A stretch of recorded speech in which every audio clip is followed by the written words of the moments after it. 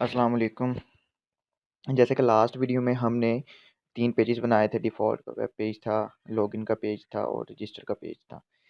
और मैंने लॉगिन का पेज वीडियो बंद करने के बाद दोबारा से डिज़ाइन कर दिया था। जैसे हमने रजिस्ट्रेशन का पेज बनाया था, बिल्कुल उसी तरह हमने लॉगिन का पेज बनाना है। इसमें 2 टेक्स्ट बॉक्स हमें चाहिए, एक ईमेल के लिए और एक पासवर्ड के लिए, और उनके लिए मैंने रिक्वायर्ड फील्ड वैलिडेटर्स यूज़ किए हैं, जैसे कि हमने रजिस्ट्रेशन पेज के लिए यूज़ किए थे।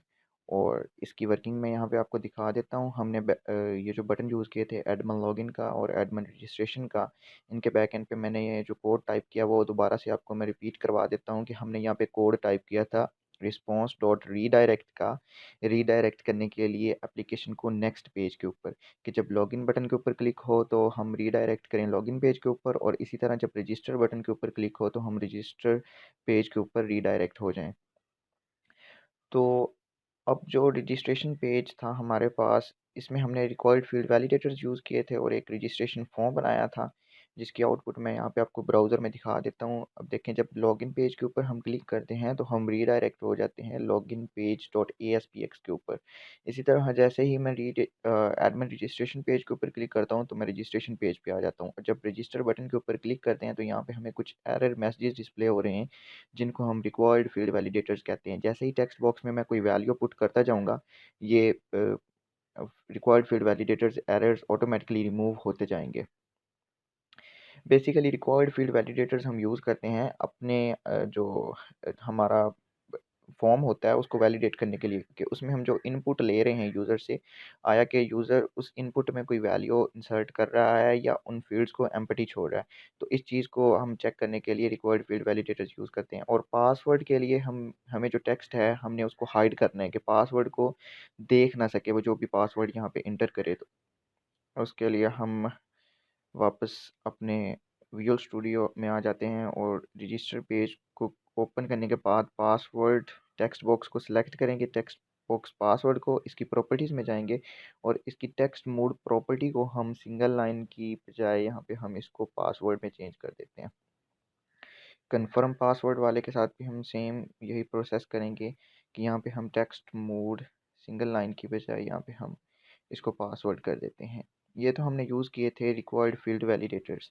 अब एक और कंट्रोल, हम वैलिडेशन का कंट्रोल यूज़ करेंगे ये चेक करने के लिए कि आया कि जो ईमेल यूज़र इंसर्ट कर रहा है वो कोई ईमेल है भी, या उसकी जगह पे कोई टेक्स्ट है या कोई नंबर है या कोई किसी वेबसाइट का एड्रेस है। तो उस चीज़ को वैलिडेट करने के लिए हम एक और कंट्रोल यूज़ करेंगे अभी। लेकिन उससे पहले मैं लॉगिन वाले पेज में जो पासवर्ड हमने यूज़ किया है इसके भी कैरेक्टर्स को मैं यहाँ पे हाइड कर देता हूँ, और इसका जो टेक्स्ट प्रॉपर्टी है इस टेक्स्ट बॉक्स की, उसको मैं पासवर्ड में चेंज कर देता हूँ।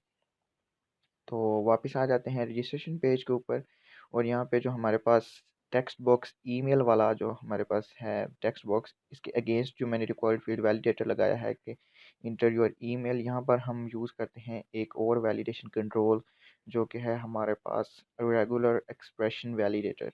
रेगुलर एक्सप्रेशन वैलिडेटर को मैं यहाँ पर पुट कर देता हूँ, और इसका जो टेक्स्ट है उसको मैं जो फोरग्राउंड कलर है इसका फॉन्ट का, उसको मैं रेड कर देता हूँ। रेड करने के बाद एरर मैसेज हम यहाँ पे लिखेंगे कि इंटर वैलिड ईमेल, और इसकी जो इसको जो कंट्रोल टू वैलिडेट प्रॉपर्टी है उसको हम सेट करेंगे टेक्स्ट बॉक्स ईमेल के साथ, और इसके वैलिडेशन ग्रुप को हम यहाँ पे रजिस्टर रखेंगे, और साथ ही साथ हम वैलिडेशन एक्सप्रेशन प्रॉपर्टी को सेट करेंगे। यहाँ पे मैं आपको थोड़ा सा इसकी विड्थ चेंज करके दिखा देता हूँ। यहाँ पे लिखा हुआ है वैलिडेशन एक्सप्रेशन। इस प्रॉपर्टी को हम क्लिक करके इंटरनेट ईमेल एड्रेस कर देंगे, यहाँ पे इंटरनेट ईमेल एड्रेस, और ओके के ऊपर क्लिक कर देंगे।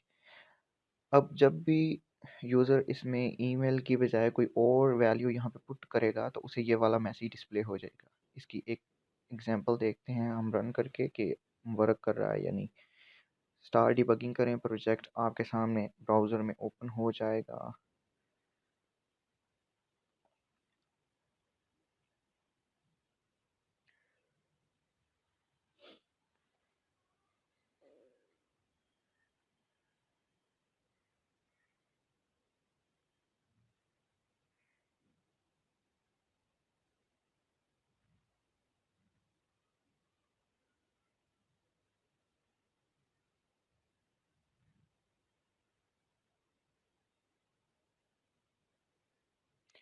अच्छा जी, एडमिन रजिस्ट्रेशन वाले बटन के ऊपर क्लिक करके हम रजिस्टर पेज के ऊपर आ जाते हैं और यहाँ पर रजिस्टर के ऊपर क्लिक करके हम देखते हैं कि हमारा जो रिक्वायर्ड फील्ड वैलिडेटर वाला है कंट्रोल वो काम कर रहा है या नहीं। अच्छा, अब यहाँ पे मैं अपना नेम लिख के जब रजिस्टर के ऊपर क्लिक करूँगा तो मुझे ये वाला वैलिडेटर शो हो रहा है कि इंटर वैलिड ईमेल के मैं यहाँ पे कोई वैलिड ईमेल इंटर करूँ, क्योंकि ये कोई वैलिड फॉर्मेट नहीं है ईमेल का।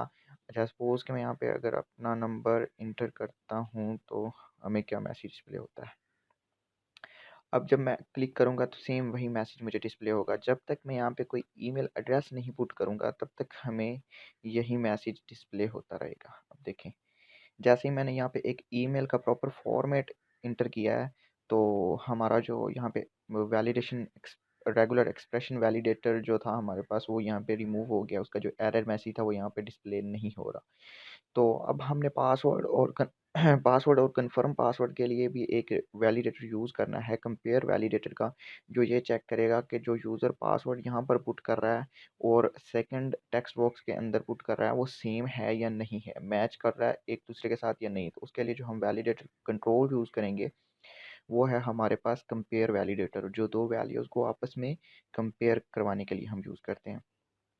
तो टूल बॉक्स विंडो के अंदर हम नीचे आएंगे, यहाँ पे वैलिडेशन कंट्रोल्स में यहाँ पे हम कंपेयर वैलिडेटर को उठा के रीटाइप पासवर्ड के आगे पुट कर देते हैं, रिक्वायर्ड फील्ड वैलिडेटर के आगे, और इसका जो कलर है वो हम रेड कर देते हैं।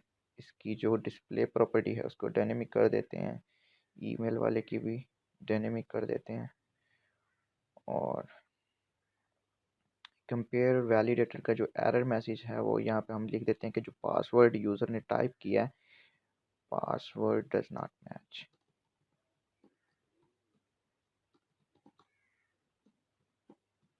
जो पासवर्ड यूज़र ने एंटर किया वो मैच नहीं हुआ। तो इसकी जो कंट्रोल टू वैलिडेट प्रॉपर्टी है उसको हम टेक्स्ट बॉक्स के साथ अटैच करेंगे, टेक्स्ट बॉक्स पासवर्ड के साथ, और कंट्रोल टू कंपेयर के साथ जो इसकी जो प्रॉपर्टी है उसको हम कन्फर्म पासवर्ड के साथ अटैच करेंगे। दोबारा से देखें, कंट्रोल टू वैलिडेट प्रॉपर्टी को हमने जो सेलेक्ट किया है वो टेक्स्ट बॉक्स पासवर्ड है, और कंट्रोल टू कंपेयर के साथ हमने कन्फर्म पासवर्ड के साथ सेलेक्ट किया। इसी तरह वैलिडेशन ग्रुप प्रॉपर्टी को हम जो है वो रजिस्टर रखेंगे, जो हमने बाकी सारे रिक्वायर्ड फील्ड वैलिडेटर्स के लिए यूज़ की और जो इस बटन के लिए यूज़ की, यानी इस बटन की ग्रुप वैलिडेशन देखें और बाकी सारे रिक्वायर्ड फील्ड वैलिडेटर्स की वैलिडेशन प्रॉपर्टी को देखें तो वो सेम होनी चाहिए। दोबारा से प्रोजेक्ट को रन करते हैं और देखते हैं क्या आउटपुट आती है हमारे पास।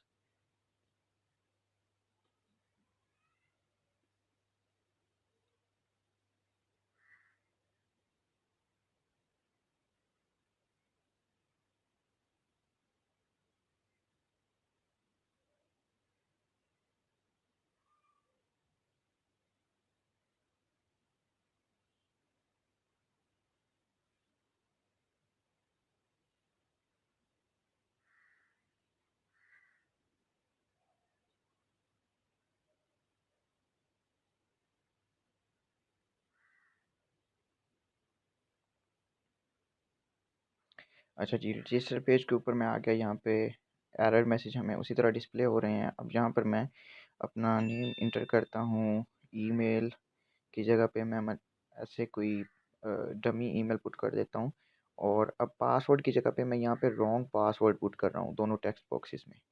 ये देखें, जैसे ही मैंने कोई रॉन्ग पासवर्ड यहाँ पे पुट किया है तो यहाँ पे हमें एरर मैसेज डिस्प्ले हो रहा है। एक मिनट, यहाँ पे हम एड्रेस इंटर करते हैं, पाक बटन, और यहाँ पे फ़ोन नंबर जस्ट।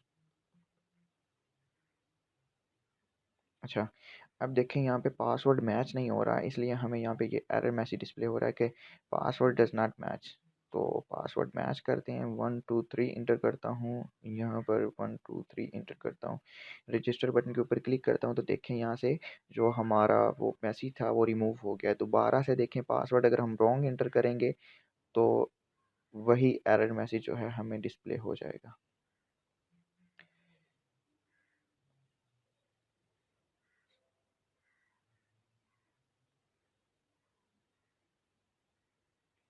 ठीक है जी, इस वीडियो को यहीं पे हम एंड करते हैं, और नेक्स्ट वीडियो के अंदर इंशाल्लाह हम डेटाबेस बनाना सीखेंगे कि डेटाबेस कैसे बनाते हैं अपने इस प्रोजेक्ट के अंदर। अल्लाह हाफ़िज़।